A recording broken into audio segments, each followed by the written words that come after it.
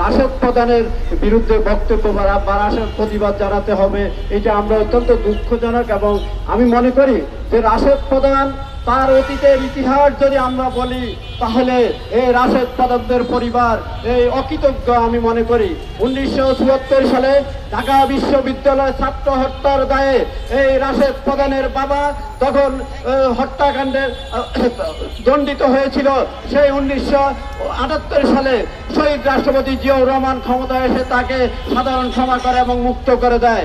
আজকে সেই অকৃতজ্ঞ জাতি আজকে এই রাশেদ প্রধানের বিরুদ্ধে আমরা রাজপথে বক্তব্য দিতে হবে, এটা আমাদের জন্য অত্যন্ত দুঃখজনক।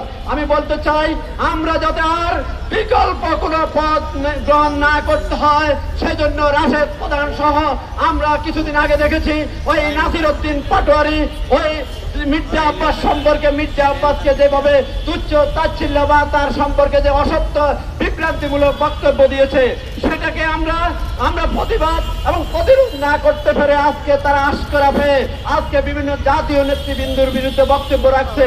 আমরা বলতে চাই আমরা জনাব তারেক রহমান একদিনে সৃষ্টি হয়নি।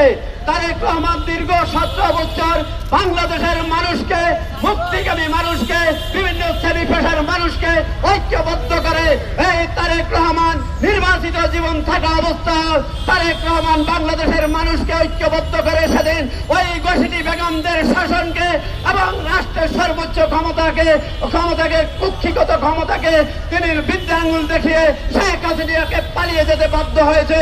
আজকে আমরা দেখেছি 16-17 বছর তারা শেখ হাসিনার সাথে আঘাত করে আসলের নিচে থেকে তারা গুপ্ত রাজনীতি করেছে। সেই গুপ্ত রাজনীতি আজকে রাশেদ প্রধানের মাথা নষ্ট করে দিয়েছে।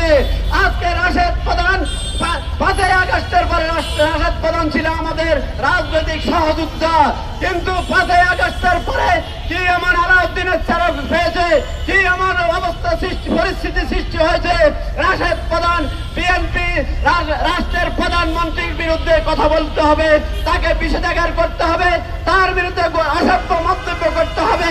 এই অসভ্য মন্তব্য থেকে বিরত থাকার জন্য আমি রাশেদ প্রধান সহ যারা তারেক রহমানের কর্মকাণ্ড নিয়ে সমালোচনা করেন আমরা প্রতিহিংসার রাজনীতি করি না।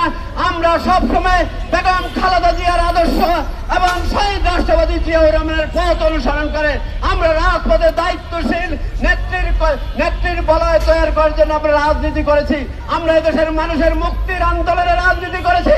আমরা এদেশের মানুষকে যেমনি ভাবে সুখে শান্তিতে নিরাপদ রাষ্ট্রের জন্য আমরা রাজনীতি করেছি।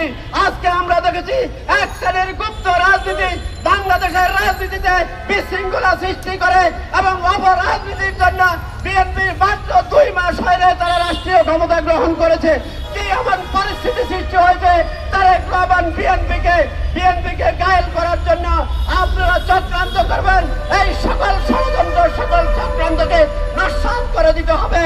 জাতীয় নাগরিক জোটের নেতৃবৃন্দকে আমি আন্তরিকভাবে ধন্যবাদ জানাই। এমন একটি মুহূর্তে তারা বিবেকের তাড়নায় আজকে তারা এই সমাবেশ করেছে।